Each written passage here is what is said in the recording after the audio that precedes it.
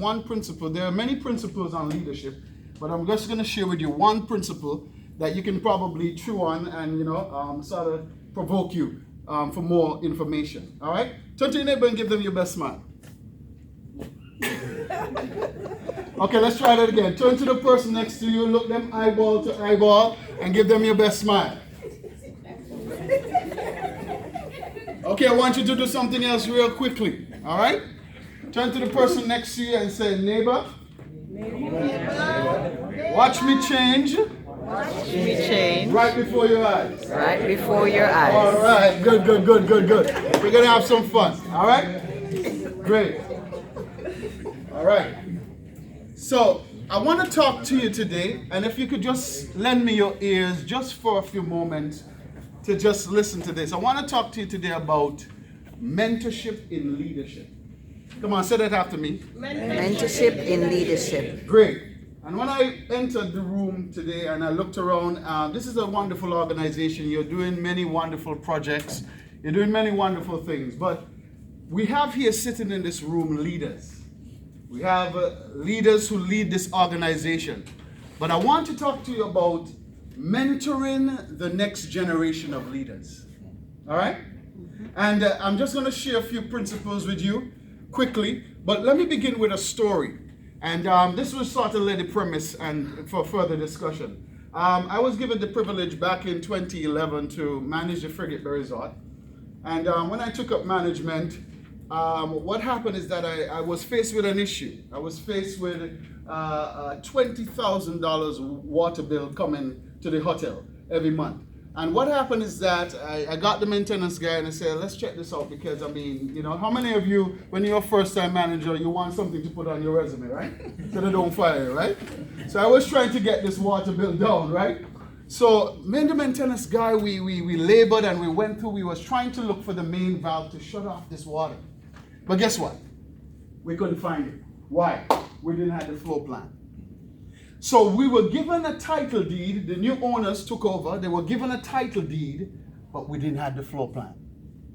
And so many a times in leadership, the next generation of leaders are given the title deed of leadership, but they're never given the floor plan. What is the floor plan? The floor plan is the intricacies, the know-how, the way how to go about. Don't worry, that's my daughter. Okay, everybody say hello, Joy. Hello, Joy. Everybody say hello, Joy. Hello, Joy. All right, she's going to be a speaker one day. But what happened is that so many times we hand over leadership without the proper training, the proper mentoring for the next generation. And I want to make some suggestions to you, just to give you a quick challenge of, how do we now transition from where we are to the next generation? Because how many of you know that leadership, true leadership, is tested by what happens in your absence rather than in your presence? Can I break that down? Yes, sure. I can judge a true leader based on what happens when he's absent than when he's present. If you have to be around to keep the organization together, probably you're not a good leader. So leadership is judged by what is happening in your absence. Are you understanding me? All right? So let's stay focused. So listen to this. Let me just give you. All right. Welcome. Pictures. All right. Pictures.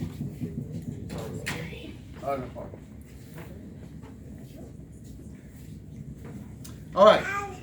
Can I continue? Yes. So leadership is what happens in your absence.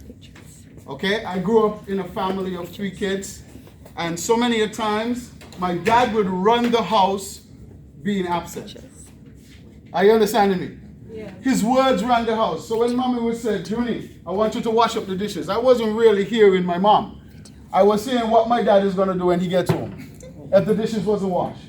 So he was running his house, and so many of you are leaders over families, over organizations, over so many things, and how we judge that leadership is based on your absence. Many of us are not going to be around. All right? How many of you know that? Yes, I'm heading to the top of the hill. All right? I'm soon at the top and over the hill. So how do we prepare the next generation? First of all, we equip them. Everybody say equip. What is equip? Equip them with the right tools to do the job. All right? You want to make sure that you equip them with the right tools to do the job. Secondly, you want to empower them. Everybody say empower.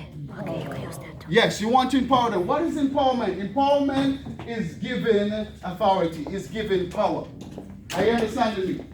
Thirdly, you want to do is encourage them.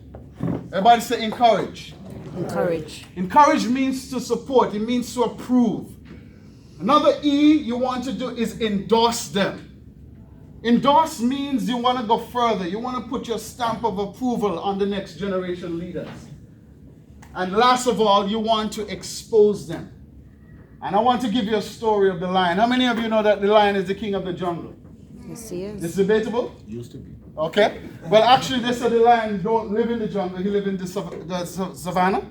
But he's actually he's said to be the king of the jungle. But one thing about the lion, and I want you to capture this. One thing about the lion is that when that mother lion is going to hunt that prey, guess who's next beside her? That little cub. She's showing that little cub how to hunt that prey. And many times as leaders, we got to show them how to do this thing. As I look around, I'm looking for young people. Young people are supposed to be sitting amongst us. We are supposed to mentor them. What is mentorship? We have an obligation to the future. We have an obligation as leaders to transfer knowledge, experience, relationship, networks to the next generation. Because you know what's going to happen? If we don't do that, everything you built, it dies when you die. Mm-hmm. So true success is in your successor. Is that making sense? So I want to encourage you. I'm so stirred by this thing is that I have already started mentoring a few young people because guess what? I want to transfer all my knowledge, what I know, to that next generation. So in closing, we usually run mastermind groups with young people. And I've been teaching on the 15 laws of growth. And really, I would really like to just send out an offer specifically for this institution to begin to train leaders, even young leaders. Train leaders and raise up leaders amongst us. All right? Thank you so much for having me. And thank you so much for this time. And what you can do, you can actually meet with me after if you're interested in, like I said, I'm part of the John C. Maxwell Institute.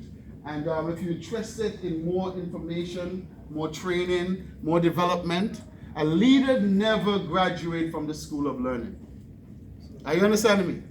And as the leader goes, so does the organization. How many of you know the organization cannot grow beyond the capacity of the leader? So remember this, a true leader prepares the sky so others can fly. So I want you to prepare your sky so the next generation will be able to fly. Are you understanding me? So I'll be happy to meet with you after this session, and thank you so much for having me. God bless.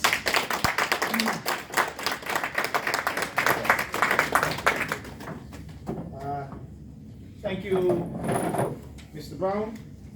Are there any questions that anyone would have of Mr. Brown real quick? We could probably throw a few out.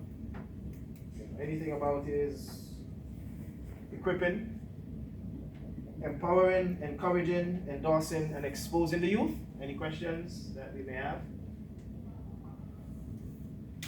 Well, if not, we can always meet with him while we socialize. So, but thank you again, Mr. Brown, and hopefully we can see some fruits being born from your talk here this evening. Thank you again.